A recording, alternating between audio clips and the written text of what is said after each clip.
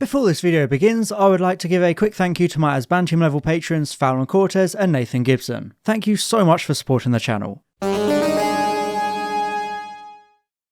Hello everybody and welcome back to another Doctor Who Series 1 lore video. Something I find really interesting about Series 1 that a lot of people seem to forget is how it had a straight up failed companion who got kicked out of the TARDIS. In Dalek we were introduced to the character of Adam Mitchell, who found himself thrown out at the end of the long game. But what a lot of people don't know is that his story doesn't actually stop there. He has a whole follow-up story arc in expanded media, seeing what happened to him after that episode. So I thought this video would be the perfect time to delve into the life of Adam Mitchell before and after his appearances in the show. Beware spoilers for the following stories, and get ready, because this is the companion Doctor Who forgot. Go and canoodle or spoon or whatever it is you British do. According to the Dalek novelisation, Adam was born in Milton Keynes in 1993 to Jeff and Sandra Mitchell. He was always a bit of a bratty and manipulative child, spending his entire 7th year of age refusing to speak under any circumstances, just as an experiment. No matter how hard his parents pleaded and how many therapy sessions he was forced to attend, Adam simply didn't speak for an entire year, only speaking again on his 8th birthday because he decided he couldn't get any more data from being silent. And then to top it all off, when he was 8, Adam hacked into the USA's Department of Defense computers and almost caused World War III with the chaos he unleashed. And as we see in the episode Dalek, when Adam recounts this event, he's proud of it and brags about the panicked government workers running about, rather than, showing any kind of remorse for almost destroying the entire planet as we know it. So it was clear from the beginning that whilst Adam was a very gifted and talented child, he had a very selfish mean streak buried within him, along with a stark lack of taking accountability for his actions.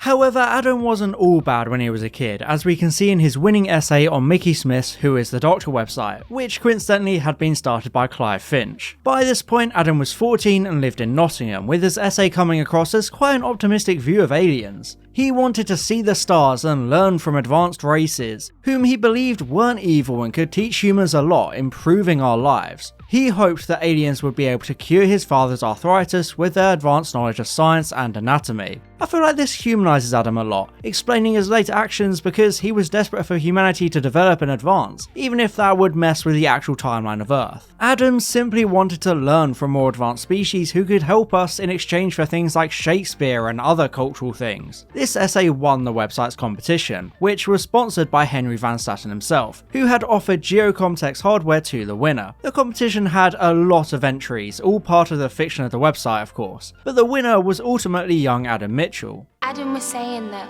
all his life he wanted to see the stars. Time to go and stand outside then. At some point in the following years, the Mitchell family moved either back to Milton Keynes or to Manchester, and then Jeff died, although there isn't any information about the specifics of his death. According to the Dalek novelisation, Adam joined Geocomtex after Van Staten was impressed by his IQ tests. He was recruited to work in the vault alongside a Swiss man named Sven, with both men in sole control of the inanimate objects within the complex, and being forced to share a room to Adam's disdain. The book explains that one night Adam was kidnapped by guards led by Simmons and taken to see the Dalek inside the cage, which was apparently a process all new vault workers were put through. The book also explains that at this point the Dalek was named Pepper Potnick, with Adam being the one to suggest its new name, Metaltron. During Adam's time working with Sven, Chief of Staff Diane Goddard advised him to find inventive explanations for all the alien items, something which ultimately gained Van Staten's favour and respect. One day the boss asked Adam if he wanted a room of his own, an offer Adam immediately accepted despite knowing these actions had consequences. Therefore, rather than giving Adam a new room, Van Staten simply had Sven's memories wiped in front of him, dumping the Swiss man in Scandinavia and cementing Adam as the new sole alien researcher for the inanimates. Despite now having the position to himself, Adam naturally and understandably became very paranoid of undergoing a similar fate, so began to stockpile alien weapons in the hopes of defending himself if the same thing ever happened to him. By the time we meet Adam in the episode Dalek, which takes place in 2012, meaning Adam is 19 or 20, he had started working quite closely with Van Staten to the extent that he even represented the billionaire at auctions, buying new artifacts for Van Staten to keep at the vault. Adam met the Doctor and Rose and became smitten with his compatriot, desperate to impress her and bump uglies. Despite Adam clashing with the Doctor, who, really didn't like the kid, he made more of an impression on Rose, leading to her convincing the Doctor to let him travel with them in the TARDIS and allow Adam to finally see the stars. He's your boyfriend. Not anymore. Interestingly, there is actually a Big Finish story set between Dalek and the Long Game. The other side sees the Doctor trying to take Adam home, only for a temporal tsunami to knock the TARDIS off course and send it to Birmingham in 2012. It was here where they encountered the Bygone Horde, a group of species who were erased from existence during the Time War, being left as echoes displaced from time on a plane of non-reality. Here, this Bygone Horde decided to work together and emerged on Earth, where they wanted to sacrifice the human race to return their existence. Adam was initially not very helpful, but he soon began to show his worth and helped the Doctor and Rose defeat the Horde, finally convincing the Doctor to accept him as a companion. Big Finish did leave the ending of this story open enough for more adventures, but then, yeah, no, that won't be happening.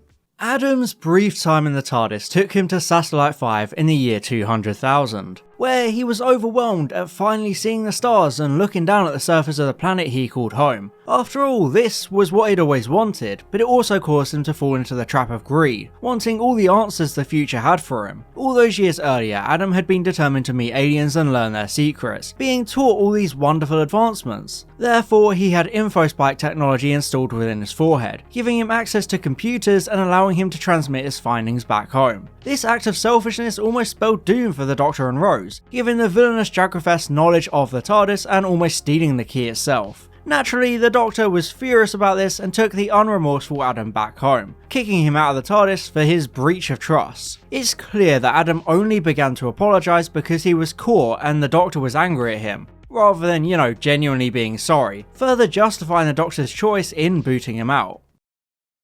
Due to his InfoSpike, Adam was forced to live a quiet life and stay out of trouble because he might get dissected otherwise. However, as detailed in the Prisoners of Time comic series, this all changed when Adam's mother died of a brain embolism, which is essentially a stroke, a blood clot blocking off oxygen and blood flow to the brain. Adam blamed the Doctor for this, believing that the information from the future could have saved Sandra from her fate, but obviously the Doctor had erased it all. After a lifetime of laying low, Adam began to see the pair of travellers cropping up throughout history without him, so he decided to get his revenge. Using his InfoSpike technology, Adam began to steal from corporate accounts and build a private wealth he could use to enact his plan. He raided Van Statten's vault and used Cyberman technology to lure out and freeze time agent Neil Shaw, stealing his vortex manipulator to give Adam his own access to time and space travel. Now that he had the ability to travel throughout time and space, Adam began to search the universe for the Doctor's enemies, hoping to use them against the Time Lord who had wronged him. One of the first enemies he encountered was the so-called Treeless incarnation of the Master, who began to help the jaded human on his quest for revenge. Adam began to travel throughout the Doctor's timeline, starting with the first Doctor, where he worked alongside the Zarbi to kidnap Barbara, Ian and Vicky. He then continued to stalk the Doctor during his adventures, capturing all his companions and using memory distortion to avoid the Doctor remembering Adam. However, by his 5th and 6th incarnations, the Doctor was able to start remembering him, since the distortion weakened as he got closer to the 9th Doctor. The 8th Doctor, who had returned to San Francisco to convince Grace Holloway to travel with him again, anticipated the arrival of this mysterious cloaked figure, but Adam was still able to take Grace away. After the 9th Doctor and Rose escaped from an adventure at the monument to Drake Alborn of Altair 7, an older Adam finally revealed himself to his former travelling companions. He explained his life of torment to the Doctor and continued to blame the man for everything, because after all, this was the incarnation that had kicked him out. This was the version of the Doctor he hated the most. So he confronted him face to face, even kicking the 9th Doctor when he was already down, and taking Rose away. Adam would go on to kidnap other modern companions like Captain Jack, Martha, Donna, Amy and Rory, Clara, and even Brian Williams and Jenny. You see, Adam had created a fortress within the Time Vortex itself, where he was keeping all these companions in stasis as part of his plan. After the 11th Doctor travelled to Van Statten's vault and unfroze Neil Shaw, he was able to track Adam back to his fortress, only to walk right into his trap. The former companion once again scolded the Doctor for mistreating him, and gave a big speech about how the Doctor views his companions, how he uses them for his own purposes and abandons them when he gets bored. It's then that Adam revealed his ultimate plan. He would kill every single companion, wiping out all the Doctor's friends except one. And to twist the knife, Adam would force the Doctor to choose which one lived.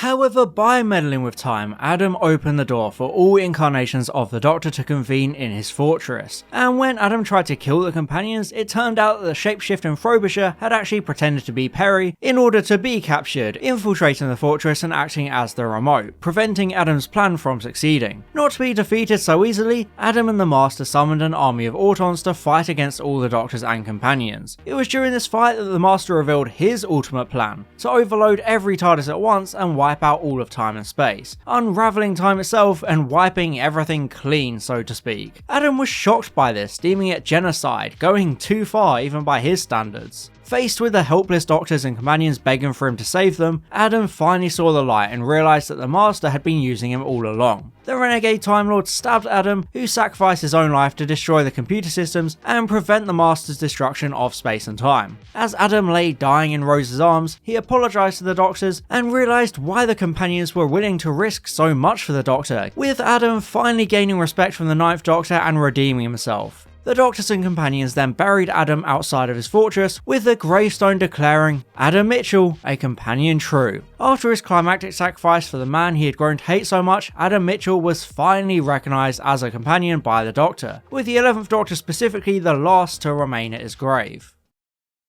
So, that was the bittersweet life of boy genius Adam Mitchell and his heroic redemption despite all his wrongdoings. I feel like expanded media really fleshed his character out, making his story a bit more sympathetic. Sure, he was arrogant and bragged about doing bad things, refusing to take responsibility or accountability for his actions, but at times he did have good intentions. He didn't want all the future technology to make himself rich, he just wanted to help people like his parents with scientific advancements we didn't have access to yet. He's a prime example of people who can't respect the rules and boundaries of time travel, slipping into that trap of greed, and yet you can understand why he blamed the Doctor for his mother's death, since he had to live with the knowledge that any hope of saving her was quite literally destroyed by the Doctor. Even though the Doctor was justified in doing so and kicking Adam out, it's a great way of showing the difficult ethics regarding time travel, and I love how his story was resolved, becoming this vengeful antagonist so far removed from the starry-eyed essay-writing teenager. Adam deserved to be kicked out of the TARDIS, he brought that on himself in the long game, but he was left abandoned in a world he had to hide from out of fear,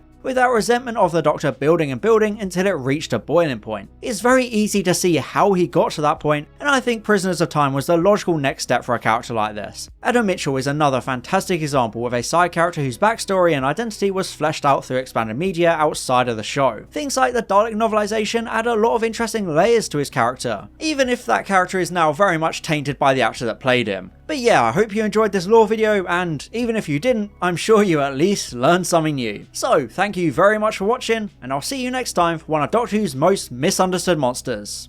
Bye bye.